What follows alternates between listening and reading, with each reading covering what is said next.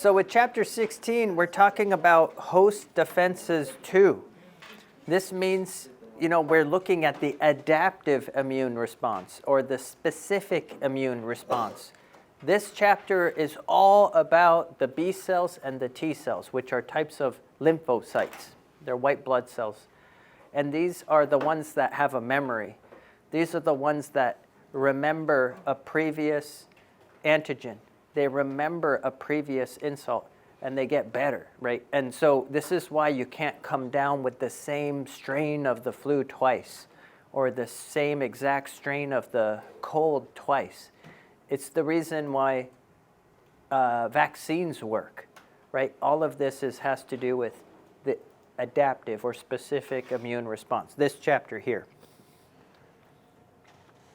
Okay. This is your third line of immunity, also known as acquired or specific or adaptive immunity. This one is dependent on B cells and T cells, also known as B-lymphocytes or T-lymphocytes.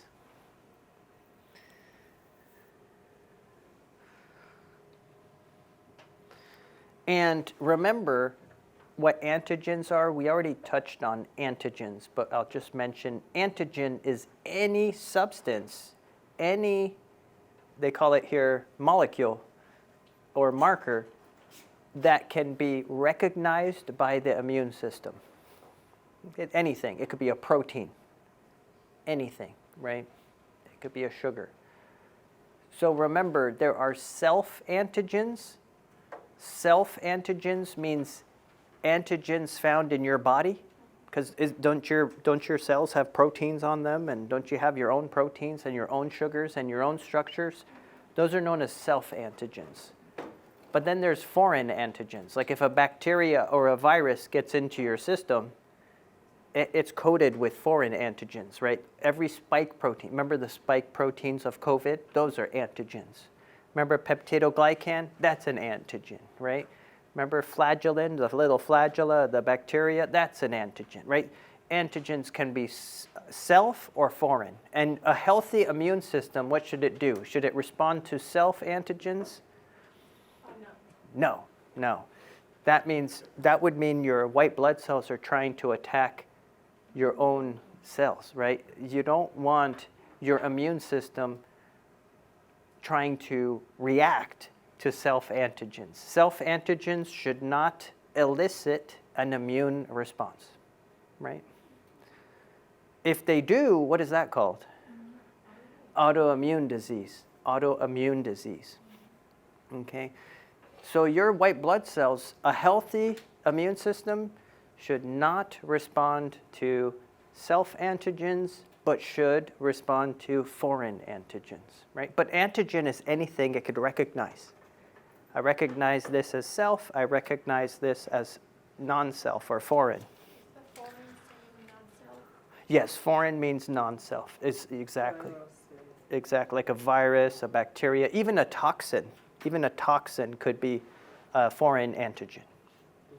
So think of foreign antigen as any substance that shouldn't be in your body. Yep, anything. Okay.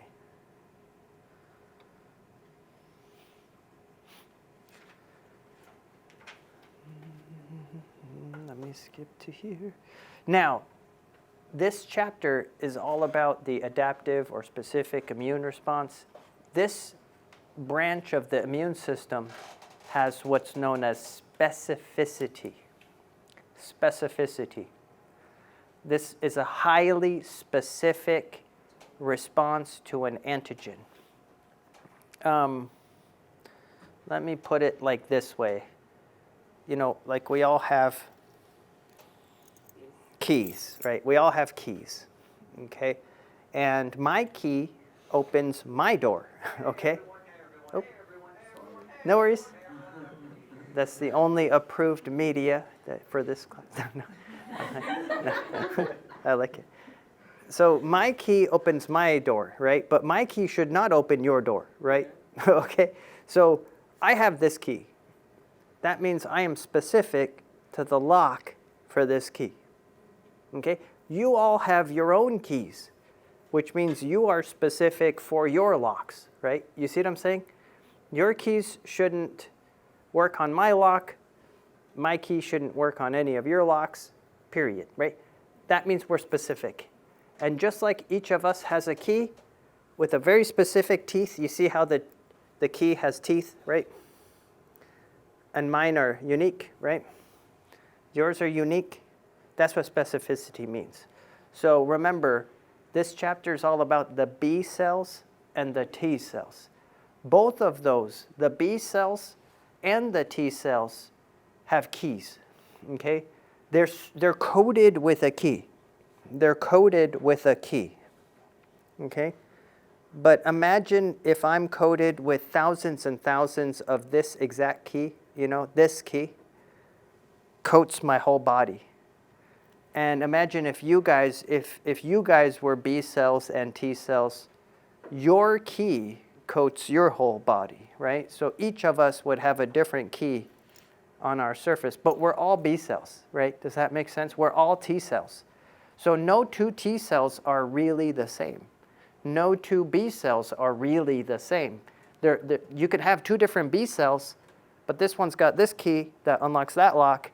The other one's got this other key that unlocks a different lock. Does that make sense? So that's what's special about your B cells and your T cells. The B cells have, their key is called B cell receptor. Okay, does that make sense? The T cells, their key is called T cell receptor. Okay? That's what makes it specific.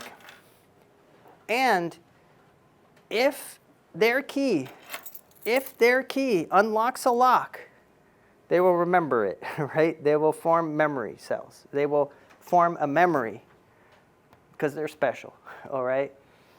We'll figure out how this works in a little bit. But if my key unlocks a lock, I'm going to remember that, okay? If my key does not unlock a lock, that's not going to trigger a memory, right? Does that make sense? Okay.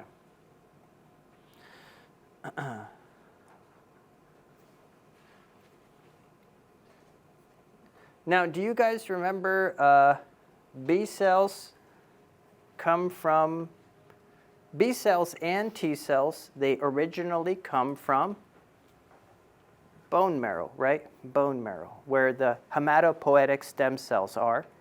That's where B cells and T cells come from. Then they need to mature, right? So where do the B cells mature? Right there in the bone marrow. B cells mature in the bone marrow. I don't know if this says it. This just says antigen. B cells mature in the bone marrow. And where did the T cells mature? In the thymus. In the thymus, right? So B cells mature in the bone marrow, T cells mature in the thymus, but they both came originally from the bone marrow. And then where do they live? Where do the B cells and T cells live in your body? They usually hang out and live in the lymphatics, right? The lymph nodes, the spleen, right? Salt, malt, galt, remember all those lymphoid-associated tissues, okay? Or the lymphatics, okay? That's where they hang out. Okay. What does T cell do in the thymus? What does it do in the thymus? Yeah, does it matures? It matures there. It can hang out there. But yeah, that's where they go to mature. Yeah. Okay. Yeah. And this is part of the reason why your immune system gets worse when you become older, you know, like when you become much older in your years, because your thymus shrinks and shrinks and shrinks during your life. And by the end of your life, it's pretty much gone, right? It's pretty much completely shrunk and gone. It's actually in your upper chest area. And once it shrinks in your later years, you know, your T cells don't have a place to go to mature, you know, and so, you know, your immune system's gonna suffer a little bit from that. So this is why, you know, the elderly are more prone to, you know, disease. That's a good question. I'm going to explain this stuff in a minute, but I'm looking for, okay, MHC, let's talk about MHCs.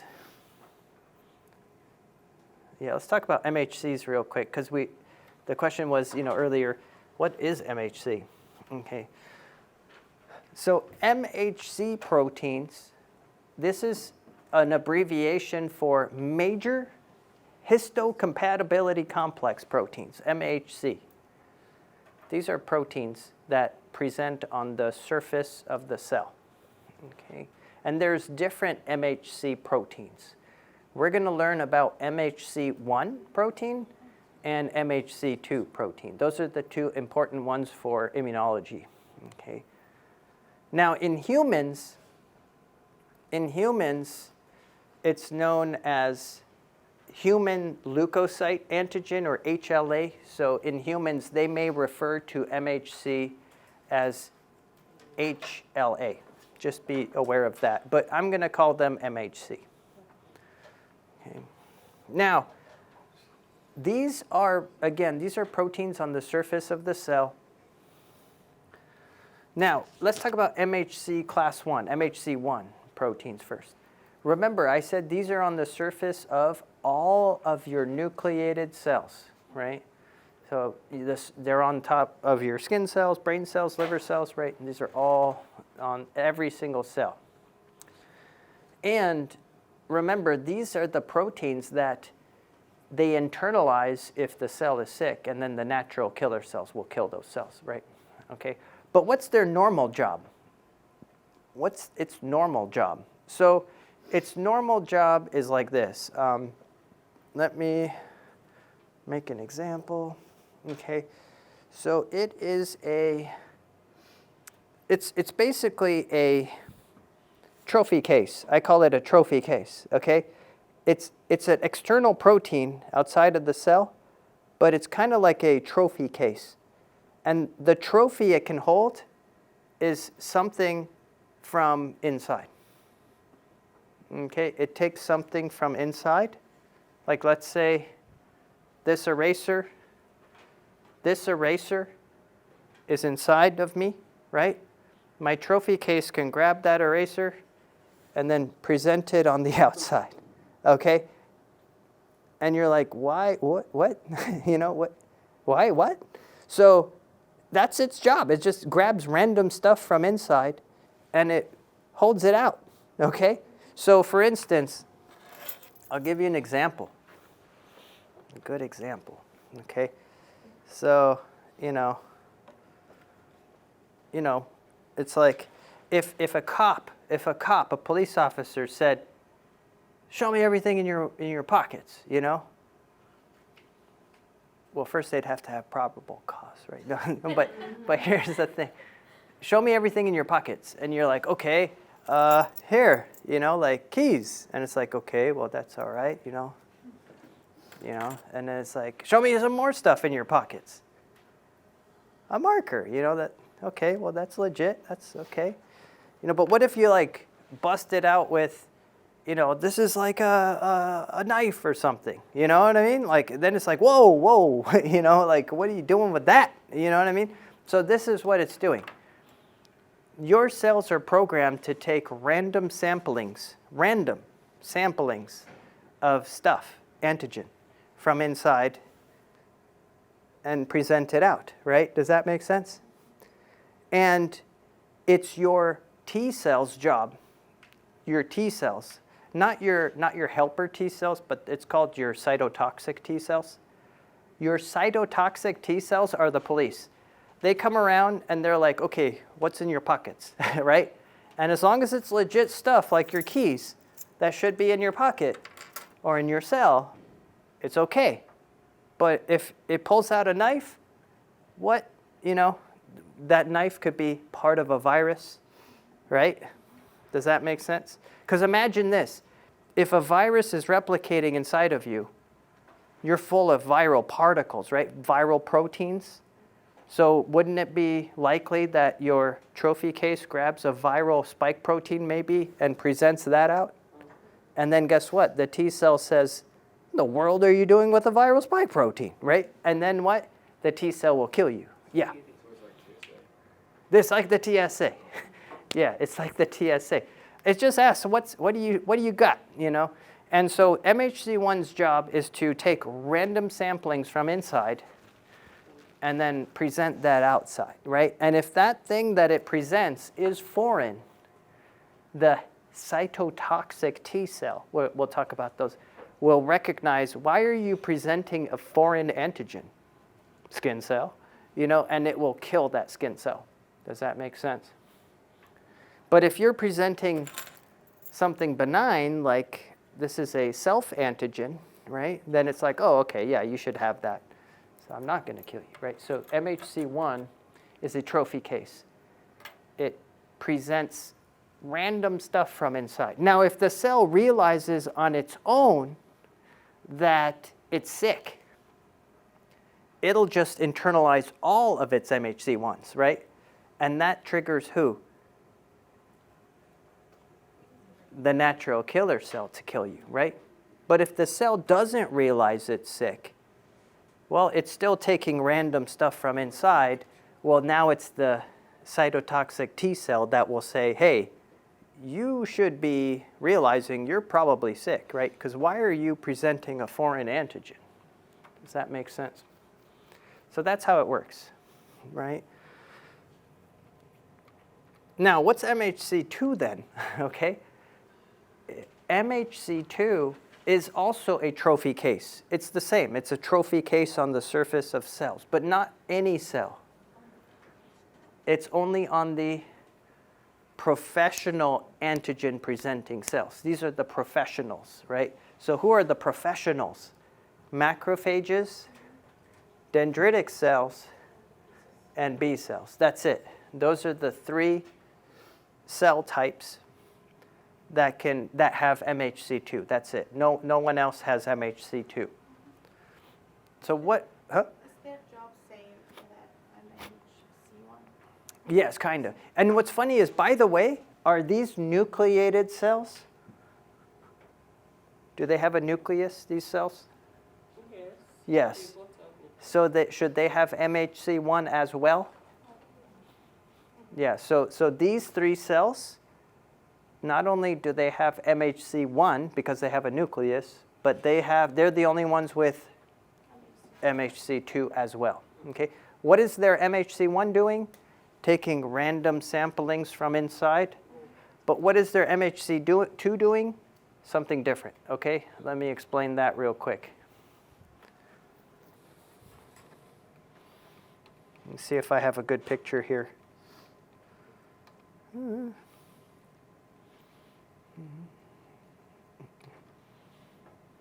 Okay, here's a good picture.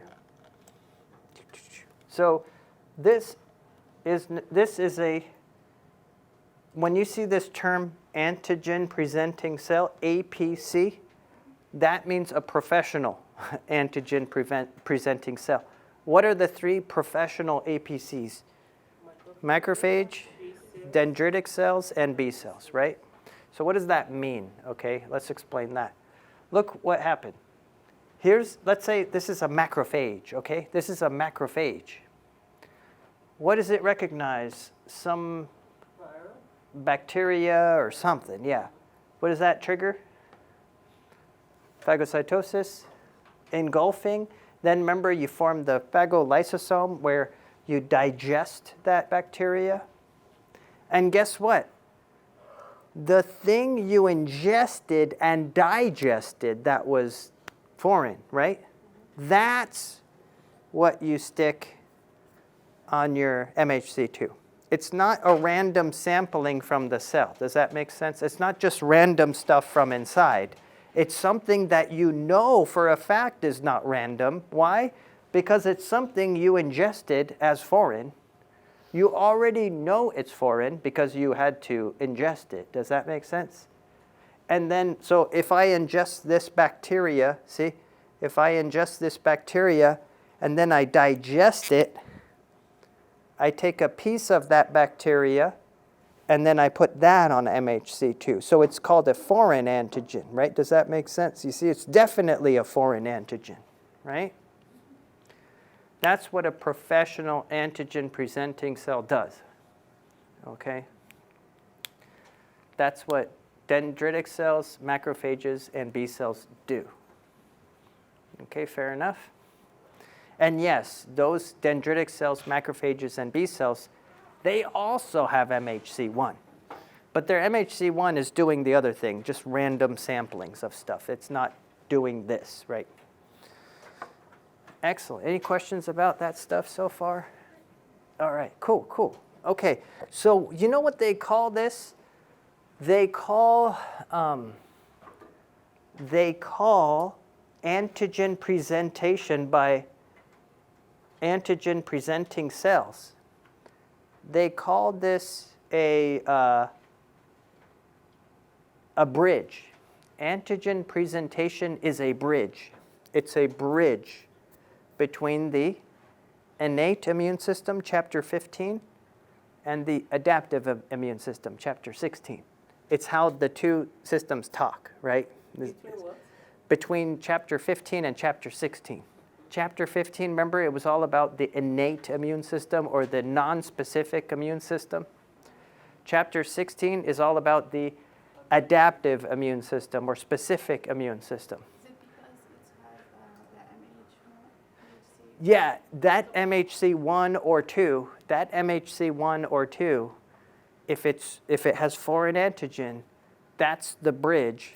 That's the bridge between the innate and the adaptive immune systems. That's a bridge.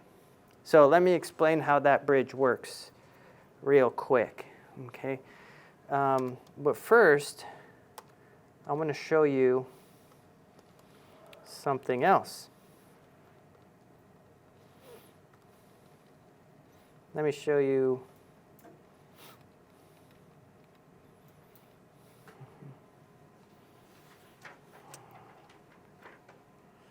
Yeah, there we go. Okay. So, okay, let me show you this. This structure is known as a B cell receptor. This is a B cell receptor. Remember, B cells have a key, right? T cells have a key. This is the B cell key. This is the B cell receptor, okay? And remember, keys have teeth, okay? Keys have teeth. And that key fits in one lock, and that's the only lock, right? Does that make sense? So these B cell receptors, and by the way, T cell receptors too, they have very specific teeth. And those teeth are here at the tip of the Y, right? You see this? The tip of the Y has very specific teeth, okay? And by the way, these are made of proteins. These are made of proteins. So the amino acid sequence here at the tip varies, right? So my amino acid sequence at the tip, you know, if I'm a B cell, is different than you. If you're a different B cell, you have a different, you know, sequence there at that tip. That's why it's called the variable region of the receptor, right?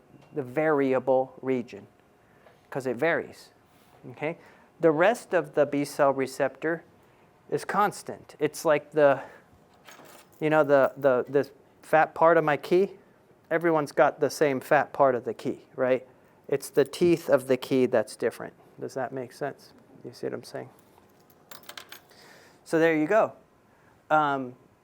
B cells are coated. B cells are coated with these B cell receptors, and each one has a different variable region. And what does that variable region do? It binds to something. It binds to something. So look, it might bind to, if this is a foreign antigen right here, you see this foreign antigen? It might bind to that variable region. You see that? Binding. But guess what? If I'm the B cell with this receptor, right, and it binds to this foreign antigen. Is this foreign antigen going to bind to other B cells? No, because each B cell has its own very specific shape here, right? And this B cell might have the right key, right, to bind to this foreign antigen. All the other B cells in your body, maybe none of them bind to this. Does that make sense? So each B cell has a very specific key, right? A B cell receptor, and it binds to a very specific thing, antigen. Should it bind to self-antigen? Foreign antigen. So no two B cells bind to the same antigen. Isn't that interesting? And no two T cells bind to the same antigen. Do you see why they call this specificity? There's specificity. Okay. So this is what coats a B cell. T cells have something similar, but they don't look exactly like this, but the concept is similar. Okay.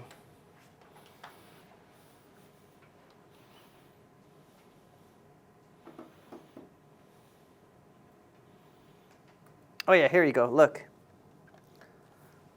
See this? If this is a B cell, you see how it's coded with this key?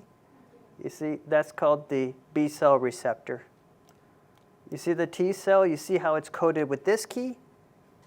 That's the T cell receptor. The T cell receptors, they're like keys, but they look a lot different than the B cell keys. These keys look a lot different, but they work the same way, right? Does that make sense? Awesome. Let's do one more thing here. All right, so how does it all work? Okay. And this will go back to our video, you know, the 5 videos. We're talking about the adaptive or specific immune system. And remember, we're trying to understand how the B cells and the T cells work, right? And remember that there are 3 antigen-presenting cells. These are known as the professional antigen-presenting cells. These include the dendritic cells, the macrophages, and the B cells, right? These are the 3 professional antigen-presenting cells. And remember, they're important because they are a bridge between the innate immune system and the adaptive immune system. All right, so let's talk about how these cells work today. Okay. Let's start with the B cells.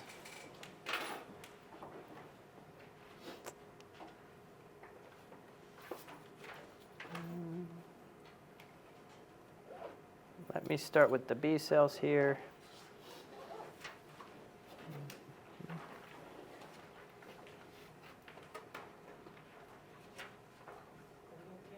Okay.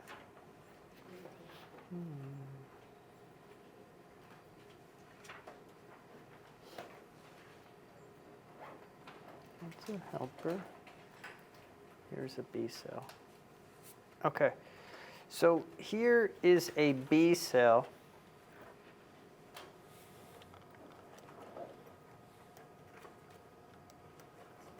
Now remember, B cells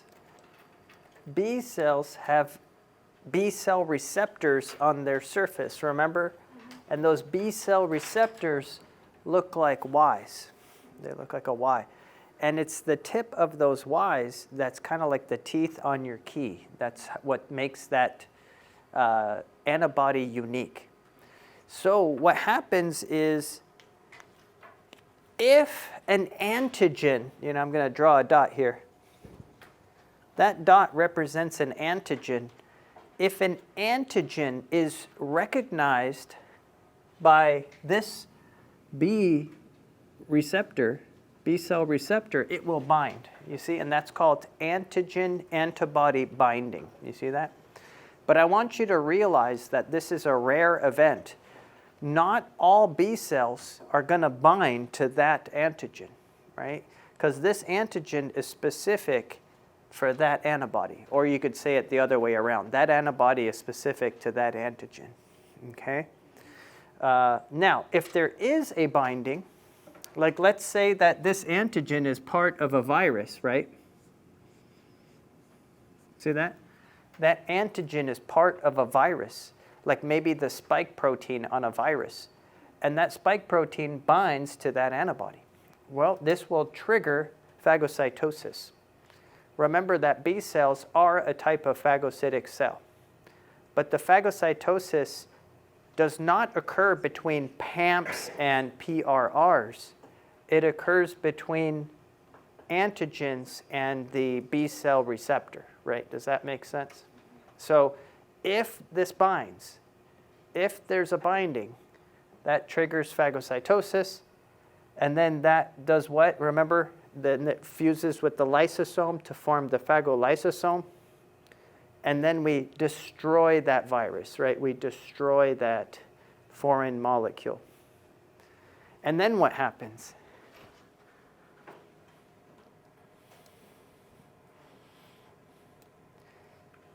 Then we destroy that foreign molecule, and then we present it on what? Yes, it presents it on MHCII, right? Now, yes, question? Yeah, what slide are we on? 53. So again, the B cell with the correct B cell receptor to bind to that virus, binds to that virus, phagocytoses it, digests it, and presents part of that virus. Presents part of that virus. This is known as a partially activated B cell. Okay, this is a partially activated B cell. Now, this B cell is not going to be fully activated until what?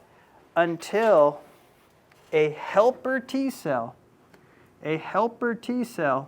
that recognizes that same antigen that is being presented on MHCII. This helper T cell, if it binds to that antigen on MHCII, and only if it binds to that antigen on MHCII, this helper T cell will fully activate the B cell, and the B cell is now fully activated. Okay? So that's the second, they call that the second handshake, right? The first thing that the B cell needs to do is bind to a specific antigen it recognizes and internalize it and digest it. The second handshake is a helper T cell needs to recognize that antigen presented on the B cell with its MHCII. If both things occur, this fully activates the B cell, right? And then a fully activated B cell will do what? Grow, proliferate, that means divide, differentiate, that means change. Change into what? An activated B cell changes into what? Yeah, it forms regulatory B cells, which we're not going to talk about. It forms memory B cell. What do memory B cells do? They remember, they linger in the lymphatic tissues, in the spleen, and the lymph nodes, right? They hang out so that next time you have that same insult, they are around to respond quickly. And then what do these cells become? These other B cells become? Plasma cells. Plasma cells are these giant cells that their job is to secrete the B cell receptor, right? And this is known as antibodies, right? IgGs or antibodies. And those antibodies float around in the body, and they stick to that same virus, don't they? Because they have the right key. They have the right ability. So these antibodies float around in your blood, and anytime an antibody finds that specific virus, that antibody will stick to that virus. And now, guess what? This term where an antibody is stuck to a virus, this term is known as opsonization.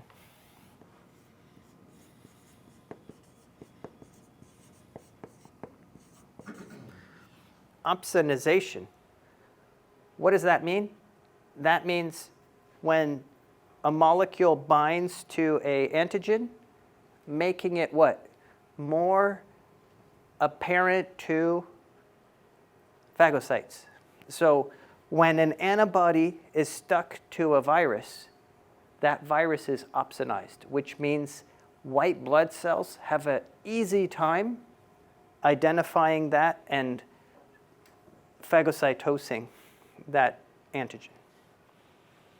Okay, so you could think of antibodies that float around in the blood as opsonins. When they bind to their target, they opsonize that target. They make it very easy to phagocytose. Okay, and this is what they mean by blood serum levels, or when they titers, like antibody titers in your serum. You know, when they're talking about levels of antibodies in your serum, they're talking about these antibodies floating around. Okay, it's the same key. Remember I said B cells have a particular key on their surface? That's an antibody. That's an antibody, right? But look at this. Here, the key is attached to the cell membrane. The antibody is attached to that cell membrane. But after activation, after the B cell becomes a plasma cell, it basically makes soluble versions of this key. It takes this same key, copies it hundreds of thousands of times, and it spits it into your serum, into your blood. And those antibodies just float around in your serum, in your blood, and they bind to any and all of those same foreign antigen. But it can't be a different foreign antigen, right? These antibodies are specific to that, I don't know, S protein on that particular virus, right? Does that make sense? So do we understand how B cells work? Any questions about B cells? Cool. Great. So that's how B cells work. And by the way, what was the T cell called that had to help the B cell get activated? Yeah, the helper T cell or TH cell. That's right. And this is also known as a CD4 cell, right? CD4, because they have this marker on their surface called CD4.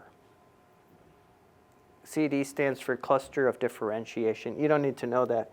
But when they talk about CD4 cells, they're talking about helper T cells. And what do helper T cells do? They help B cells to become fully activated. Okay. Cool. When you're fully activated, what do? They destroy the foreign pathogen? Which one? I mean the B cells. What's The B cells? Yeah. The B cells, when they become fully activated, they form these three types of cells, but the plasma cells, they simply secrete their IgG, their antibody. Mm-hmm. They secrete it in the blood. That's all they do. They spit their antibody into the blood. Yeah, because that antibody is going to stick to any more of that virus. Mm-hmm. And when it does, it opsonizes that virus. It's like having a giant flag that says, phagocytose me, right? Okay. And then for phagocytes. So, yeah, because if it's just a virus by itself, the phagocytes have a hard time. They don't really see it unless it has a PAMP on its surface. You know what I mean? But if there's a giant antibody hanging off, then they see it just fine. So they phagocytose it immediately. Yeah. Mm-hmm. Exactly. Yeah. And then the memory B cells, they linger in your lymph nodes, they linger in your spleen, they can linger, in different lymphatic tissues like galt, salt, malt, what have you. And then they just wait until the next time, let's say next year, you're exposed to that exact same virus, that exact same strain. Well, then they recognize it right away. They don't need to do all this hoopla.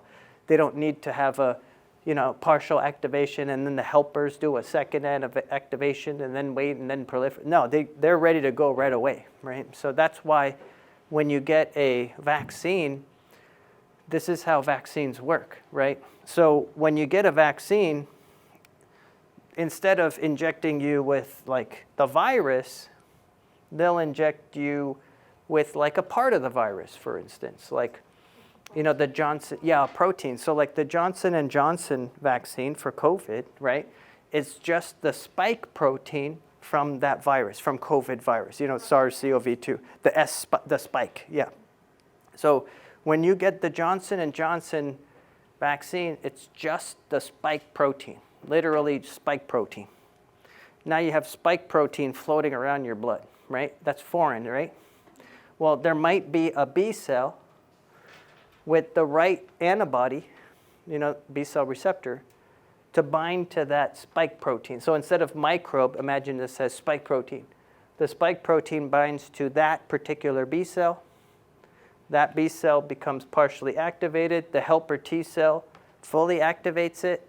It differentiates, proliferates, and then your body gets full of antibodies. And that's why they can do a test to see the titer, or how much antibody you have in your blood, right? And guess what else happened during the vaccine process? They formed some memory B cells to remember that spike protein, right?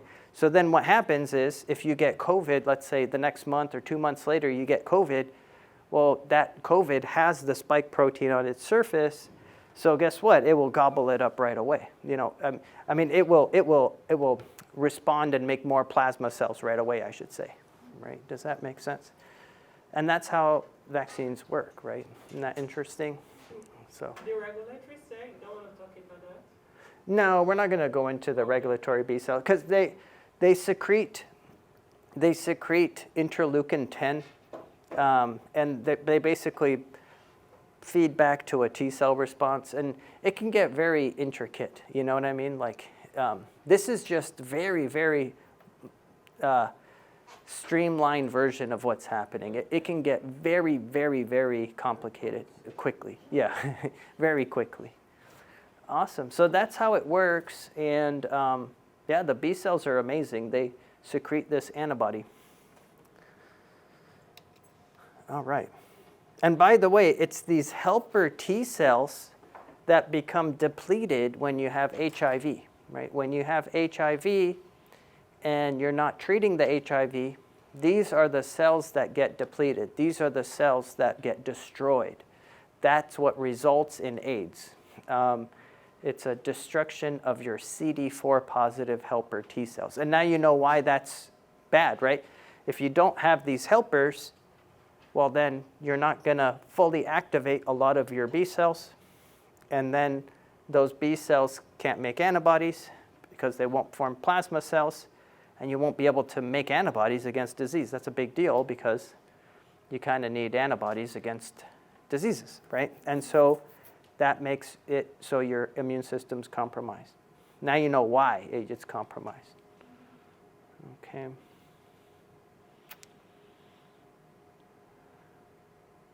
So now let's talk about a CD8 positive cell. Okay. Look at this. So I'm not sure why they used an APC as an example here. They could have picked any cell as the example cell here, right? Remember, what do your nucleated cells have on their surface? MHCI. This is the one that takes random stuff from its pockets, you know, and yeah, brings it out, right? Does that make sense? So sometimes it could present self-antigen on MHCI, and sometimes it could present foreign antigen on MHCI. So who's responsible for looking at MHCI on all of your nucleated cells, skin cells, brain cells, liver cells, right? It's the CD8 T cells. The CD8 T cells, also known as the TC cells, or the cytotoxic T cells, right? Cytotoxic T cells. These are the cells that recognize foreign antigen on MHCI. not MHC2. MHC2 is the business of the helper T cell, right? Helper T cells recognize antigen on MHC2. Cytotoxic T cells recognize antigen on MHC1, right? And again, these are also known as CD8 positive cells. Yeah. What was the one that recognized on T? MHC2 is recognized by the helper T cell, CD4. Yeah. So here's what happens. Remember, the CD8 cell is kind of like a policeman. You know, it goes around and says, shake you down, you know, what do you got in your pockets? If it's something legit, you know, if it's a self-antigen, what should this cell do? Engulf it? No, it should just move on, right? Just move on. Oh, yes. Yeah, if it's a self-antigen that's being presented, just move on, right? But if it's a foreign antigen, like let's say it's a spike protein from a virus, because let's say this cell is infected with virus, right? Well, then this cell might put, you know, part of that virus out, you know, just by chance, right? Well, guess what? The CD8 will recognize that. But do you think any CD8 can recognize that spike protein? No, just the one with the right key, right? Just the one with the right T cell receptor. And by the way, T cell receptors are just called T cell receptors. They are not called antibodies. The B cell receptor, you can call it an antibody. But the T cell receptor, it's not an antibody. It's kind of like an antibody in that it has a key, you know, like it's very, very specific, you know. It has a variable region, right? But it's not like a key in that it's not, you know, an antibody, right? Does that make sense? So similar concept, not same thing, right? Now look, so the CD8 positive T cell that happens to recognize that foreign antigen is going to bind, and it's going to become activated, right? But it's only going to get activated if it recognizes a foreign antigen with its key, right? With its T cell receptor. And what happens when you get activated? You form memory cells. Memory cells form so that they can hang out in your lymphoid tissues for next time, right? And activated cells. Activated cells. These TC cells, when they get activated, look what they do. They can release these proteins. They can release these enzymes. Look, they release something called granzyme. They release something called perforin. Perforin perforates the cell membrane. What does perforate mean? Poke holes. Poke holes. And granzymes, they go through the holes, and the granzymes promote something called apoptosis, right? Programmed cell death. Isn't that interesting? So if any cell that's showing this part of that virus, you know, the one that it recognizes, any cell that's showing that spike protein, it will recognize that cell. It will release its perforins to poke holes in that cell. It will release granzymes to trigger apoptosis in that cell. Okay? And remember, these are your cells. These are your cells, but these are unhealthy cells, right? These are sick cells. Okay, yes? It doesn't need any helper to be full activator? Any what? Any helper? No, yeah, it doesn't need a second handshake. It doesn't need like a help. Now, it can take some signals, you know, like here you can see helper cells can help a little bit, you see, but it's not as vital, right? So this is interleukin-2 we talked about. Like I said, it gets very, very complicated, but yeah, but its second handshake isn't as discussed as the B cell second handshake. Yeah, good question, yeah. Okay.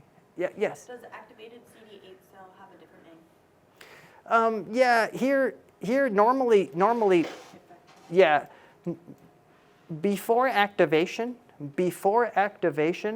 these cells are called naive, right? So a naive B cell, a naive T cell, right? After activation, you have effector cells or activated cells. So this would be called the cytotoxic T cell. Yeah. So yeah, that's a good point. You know, because B cells can get activated, right? CD8 cells can get activated, and even the helper CD4 cells can get activated, right?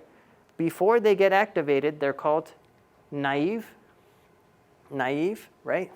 Like this.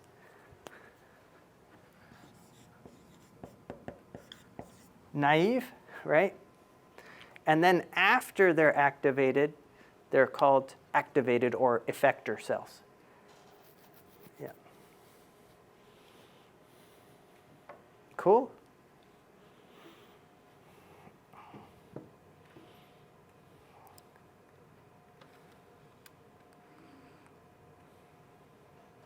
Again, you can see here the helper cells are the CD4 cells. The cytotoxic T cells are the CD8 cells. There's other CDs as well. You know, CDs are used to identify different blood cells from one another. But the only two you need to know about are the CD8 and CD4. You don't need to know about the other CD cluster of differentiations. Cool. Let's see.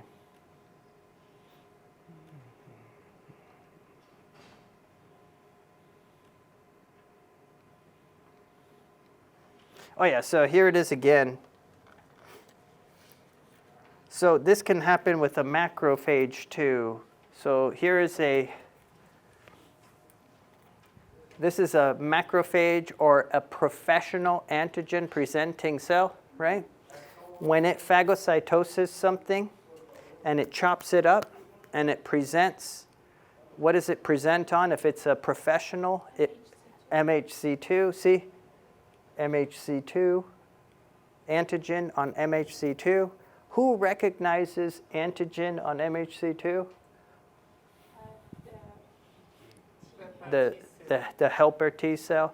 So this helper T cell, it can recognize antigen on MHCII, whether it's a B cell, right? A B cell, because B cells have MHCII, right?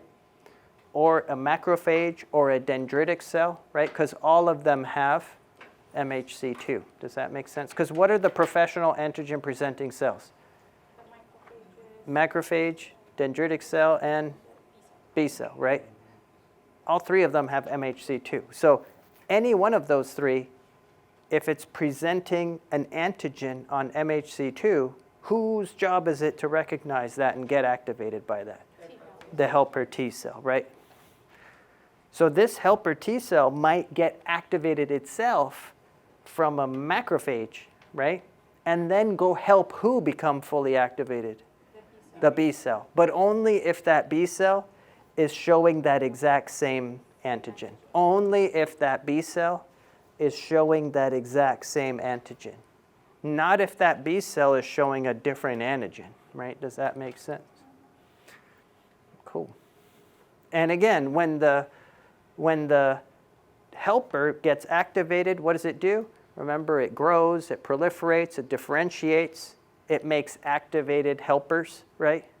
And those activated helpers go and help B cells. And then also it can form memory cells too.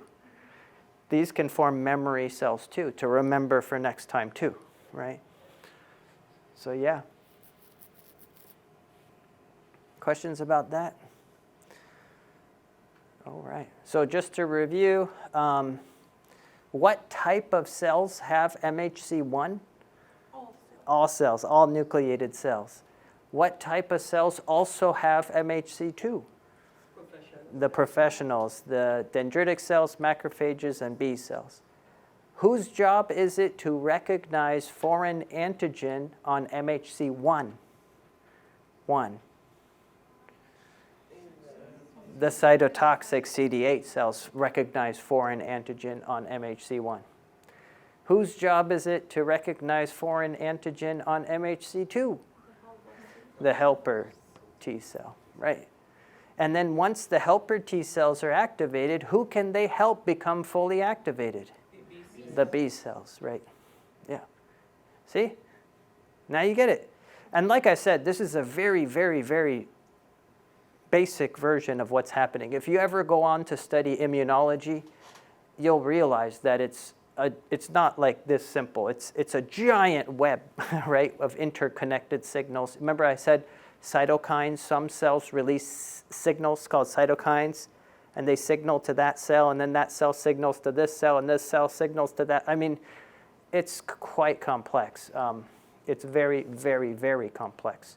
So, but this is the gist of it. Does that make sense? It's not truly this simple, but this is a good foundation. Does that make sense? Like, this is a good starting point for you to learn more and, you know, scaffold more on top of. Does that make sense? Cool. Yeah. Great. This is kind of cool. This is a electron micrograph of a phagocyte engulfing a foreign, looks like a foreign, that might be a virus actually. Or is it a fungal spore? Yeah. It says a dendritic cell engulfing a fungal spore. That's kind of neat. That's an electron micrograph. Because, yeah, isn't a fungal spore foreign? Right? It's a foreign antigen. So it will get phagocytosed. All right, let's see what else is interesting here.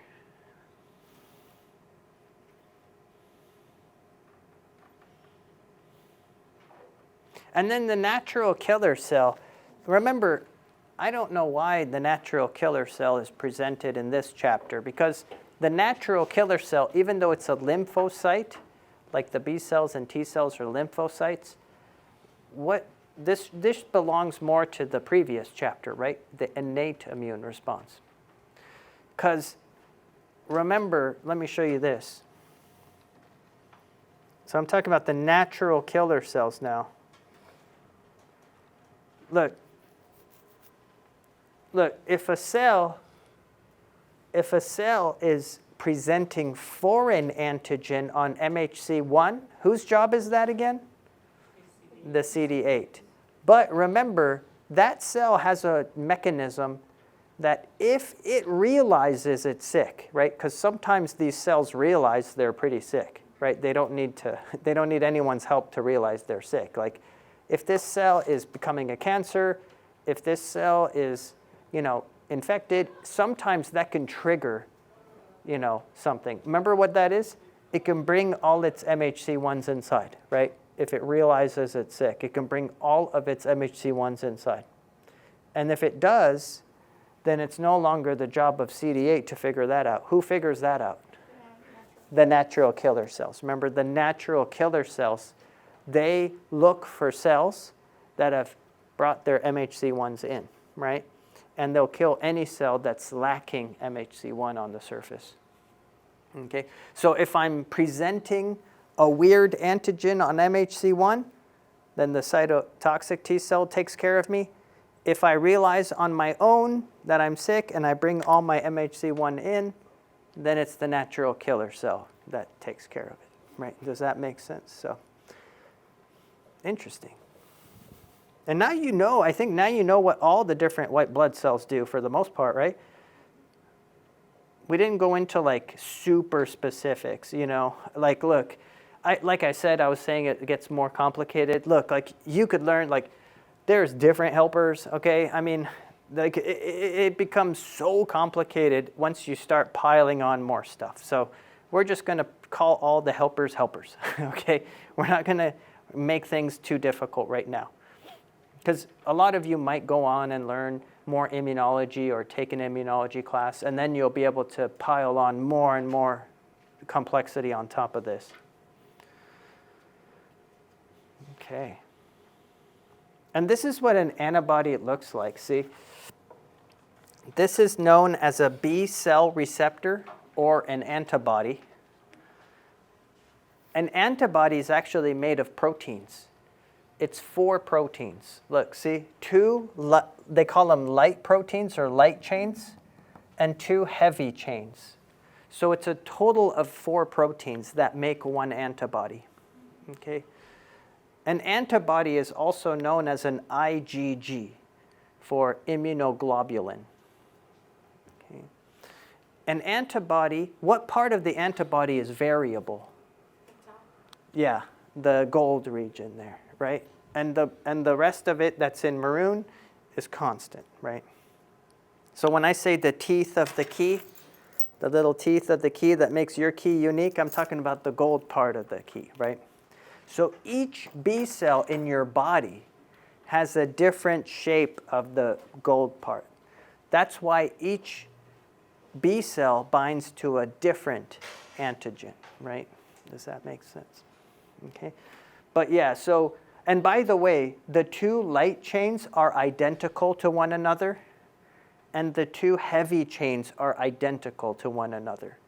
So whatever antigen, like look, if this is the antigen, right, it will bind to this part of the Y, or it can bind to that Y, because the shape of this V region is the exact same as the shape of this V region. Does that make sense? So both sticks of the Y stick to the same exact thing because they're both identical.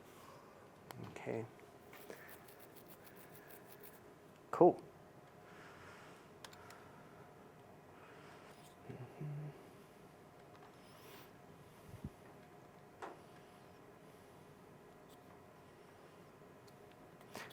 Now, this is kind of neat. What do antibodies do even, right?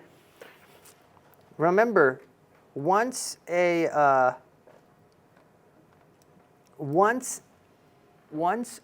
B cell becomes a plasma cell, remember, now it spits its little antibodies into the blood, right? It pours antibody into the serum, right?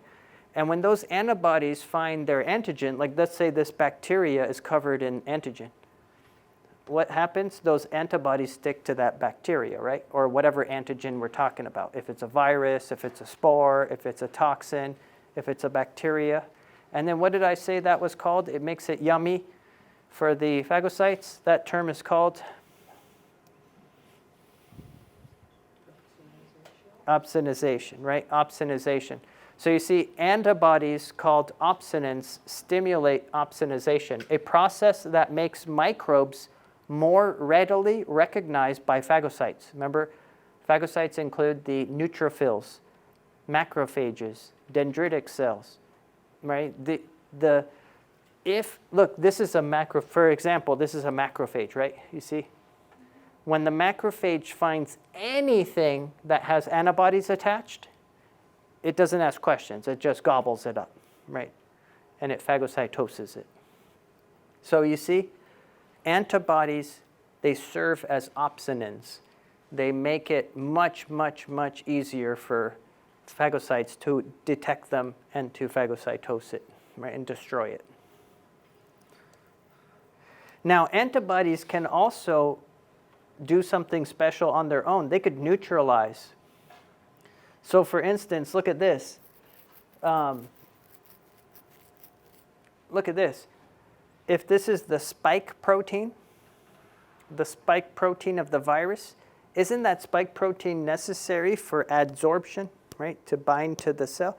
Well, what if the virus gets completely coated in antibodies, and the antibodies are all stuck to all the spike proteins?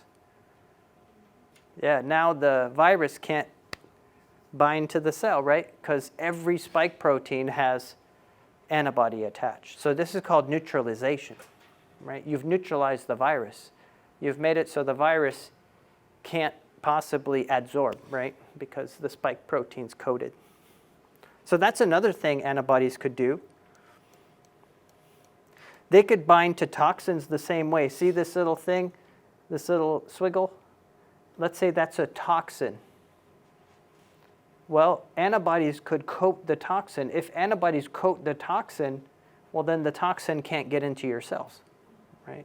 You know, so that's called antitoxin, right? Have you ever heard of antitoxin, right? So like a lot of times, if you have venom in your system or you get a snake bite or something, they'll give you an antitoxin. A lot of them work this way. And do you remember I told you about the complement proteins? complement proteins that poke holes in bacteria.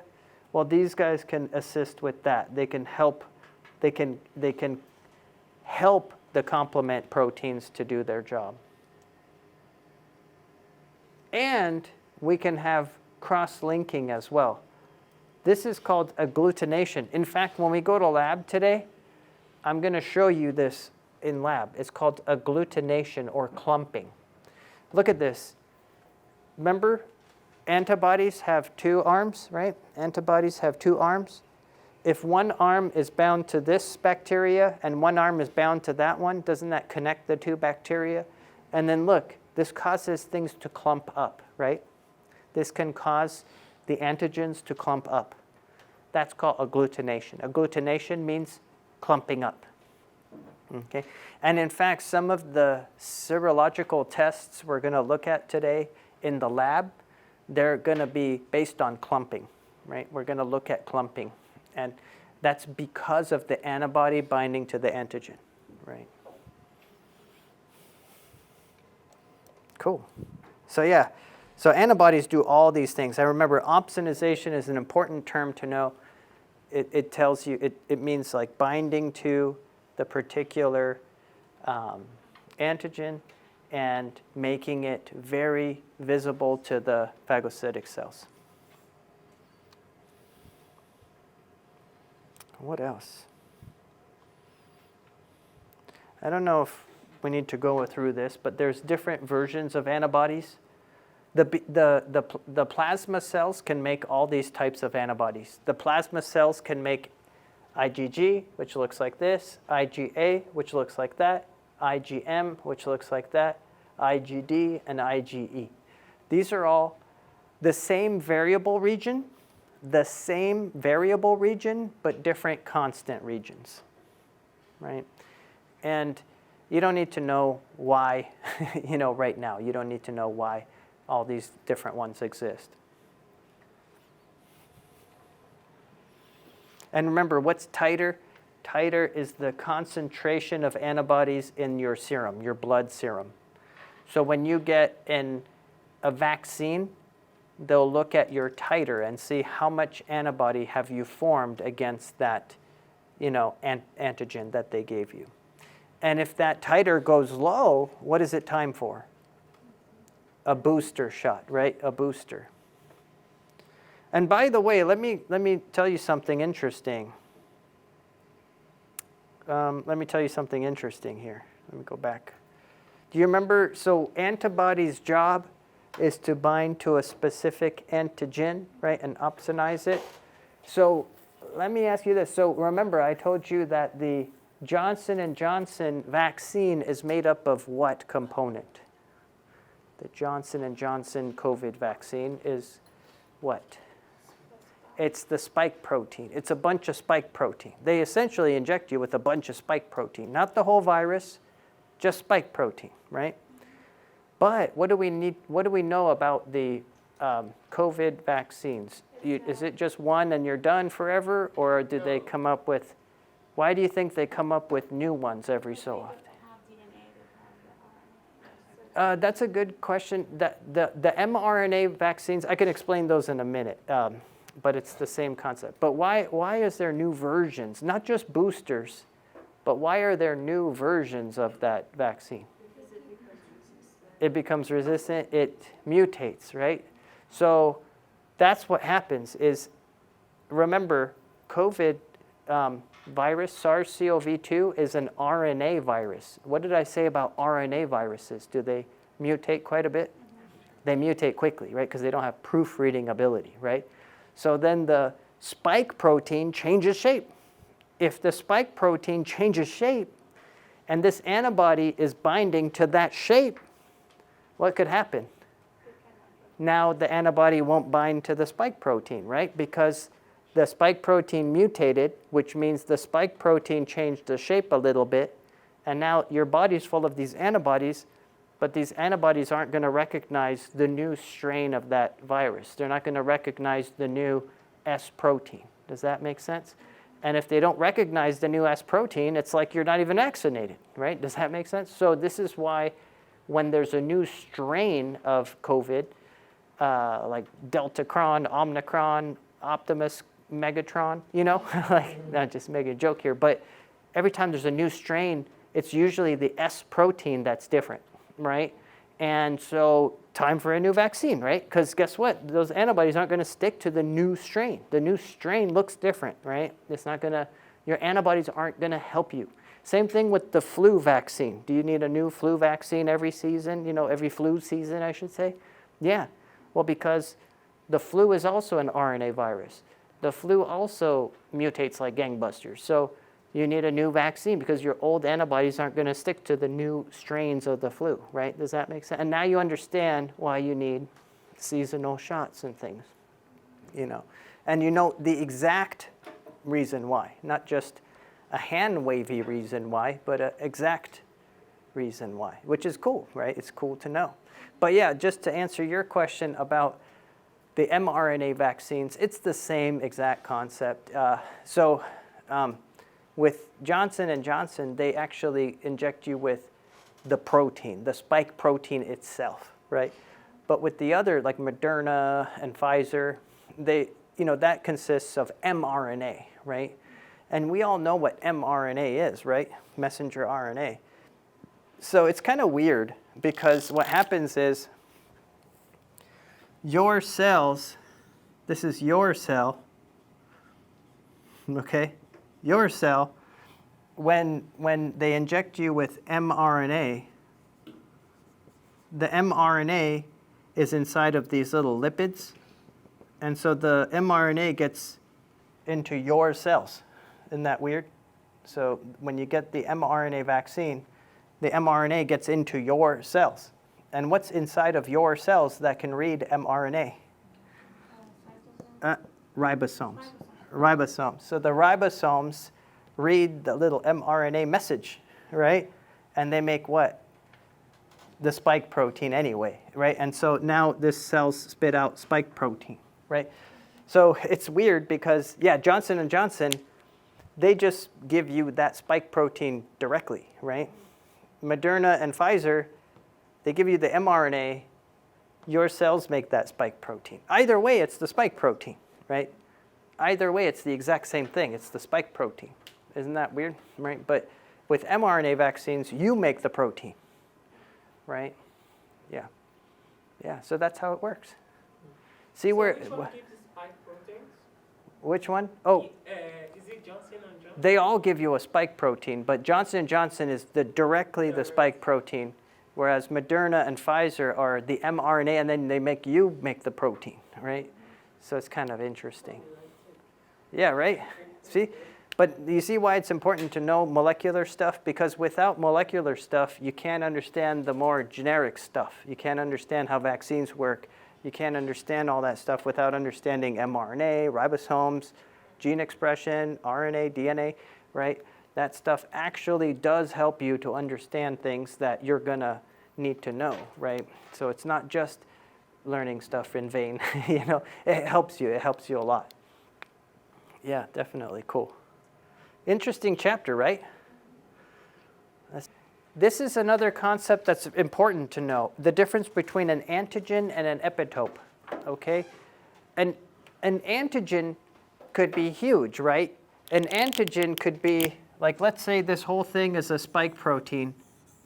Okay, I don't know. Like, that's a spike protein, right? That whole spike protein is an antigen, foreign antigen.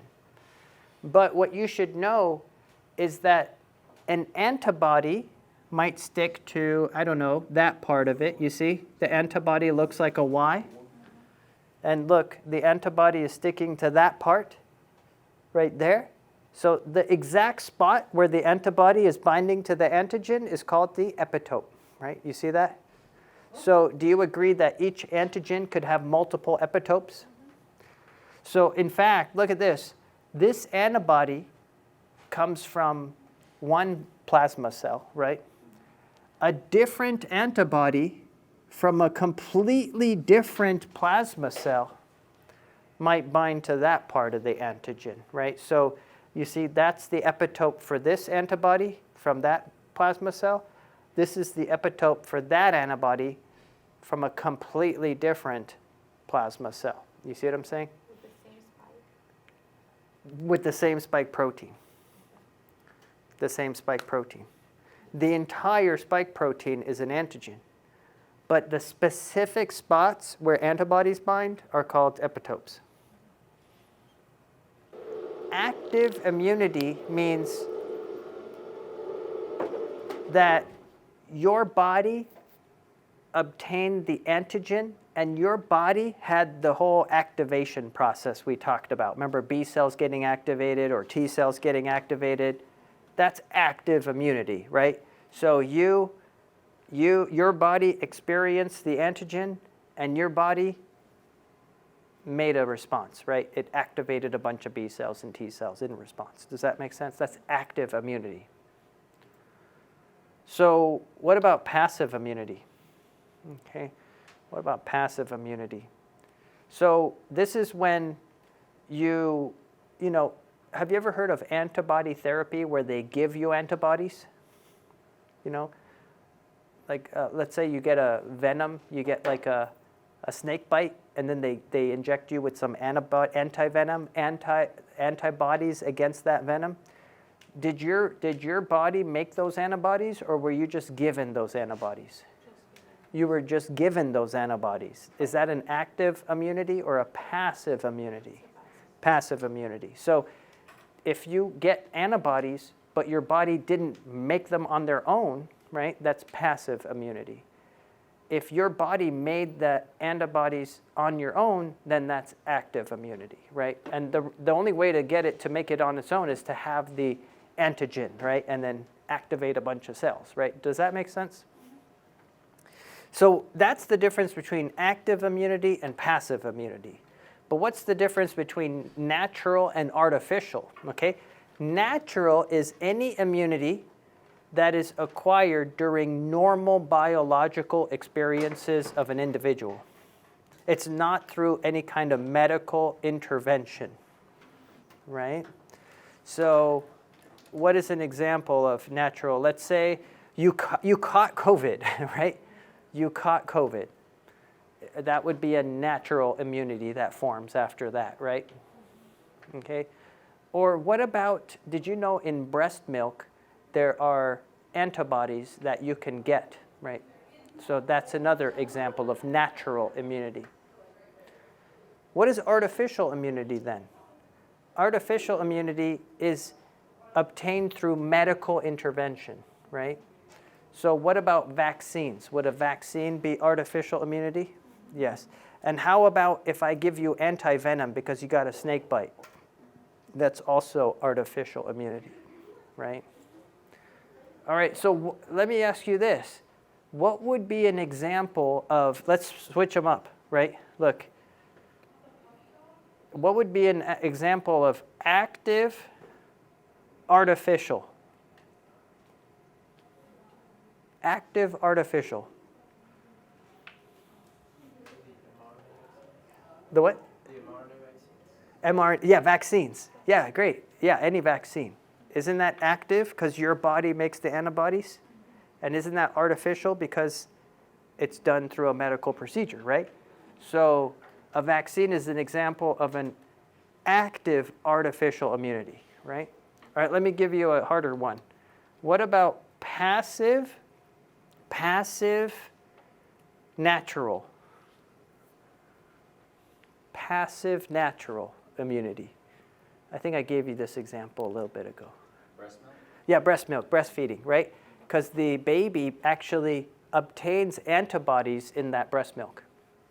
So isn't that natural? Yes. And is that passive? Yes, because the baby didn't have to make those antibodies, right? Isn't that interesting, right? So you can think about, I might ask, like an example of active natural or passive artificial, right? That kind of stuff. And now you know the difference What is there. anti-natural? Active natural. Active natural would be catching the virus. Like you literally caught the flu, right? Yeah, because it's natural to catch the flu. And what does your body do? it builds antibodies against that flu virus, right? So its active natural would be catching the disease. That would be active natural. Yep. All right, good job, you guys. Oh, and passive artificial? Passive artificial? Like, Outside. like once we take for COVID, that they inject you with the antibodies. Yeah, if you take, if they inject you with antibodies. Yeah, if they inject you with antitoxin or antibodies, yes. That's passive artificial, right? Not a vaccine, antibody therapy, because they can actually inject you with antibodies. Yeah, if they inject you with antibodies, it's a medical procedure, and your body didn't make the antibodies, right? So it's passive. Right? Cool, and I think that's it for this chapter.